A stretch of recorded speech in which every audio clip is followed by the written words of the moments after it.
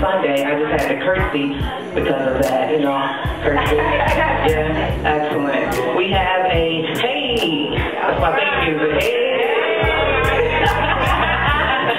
Y'all want me to start singing. I'm trying to incorporate more songs into my poetry.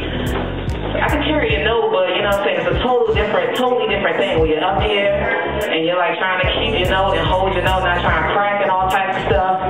But it's alright, we're gonna keep it moving anyway. So perhaps I'll sing a little song for y'all later. But check it, we have a lovely feature today, this evening, Venus Thrash. Anybody heard of Venus Thrash? I've heard of Venus Thrash. I know. Yeah, give it up. Give it up for Venus Thrash. Yeah. I come into the shop hoping just once the bell over the door won't ring, but it always does. The men hush and scatter. Clippers stop buzzing, scissors stop cutting. I'm Moses parting the Red Sea, except I've got tips instead of staff. I'm the only one here who bleeds once a month on purpose. The fellas avoid my eyes. I've come here to shave my head again. Sanders, a puff of afro cloud haloing his head, salt and pepper whiskers flecking his beard, cuts my hair every week for $10 and a $2 tip. He swings the apron up and around, tossing someone else's 1 week to the floor. Hair falling and clinging to itself in a parting embrace.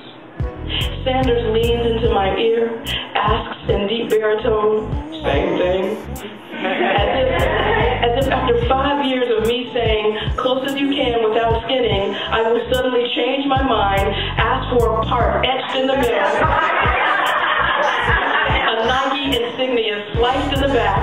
As if after 5 years of him telling me a man should look like a man and a woman should look like a woman, I will say, show your ride, and never cut my hair again.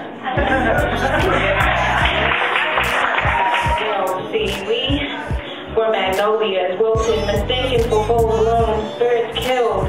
I am broken still, so I'll await May in June. Maybe then my world will be intact since she rocked the shit out of mine, tilted it on its axis, revolving it around her and her illogical facets. Fed up, I grabbed the bag and packed it light with the blindfold, pieces to my broken heart and an extra air supply, secured like straitjackets, eyes wide. I hope this is the last tragedy of love's paradigm. No more stumbling into confusion, just resistance. So this is me. No lipstick, eyeshadow, or foundation. This is my foundation. Yeah. The spoken word thing is my wife. I mean, she's my life. I mean, I'm married to the metaphor, engaged to the simile. I have sex on a daily basis with this poetry. So when I conceive, inside me breathes the very essence of the answers to society and the birth. The birth is more than 407 years ago. There has been no Lincoln to address this mess.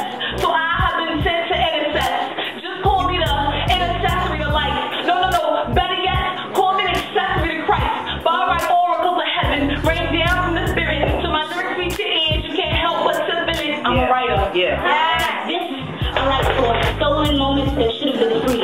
All of my boxy boys in Jamaica, in South Africa, and on the south side of Chicago, who are still living in fear. This I write for my sons and daughters who grow up in a world where their mothers are called names that they will not only understand the meaning, etymology of, and origin of, but when your children who have not yet been schooled in the gifts of etiquette, love, and acceptance scream and shout profanities, they will go home feeling so robbed of an opportunity to do harm that you will feel it in your gut. See, this is so Christ-like it will sprout seeds of love.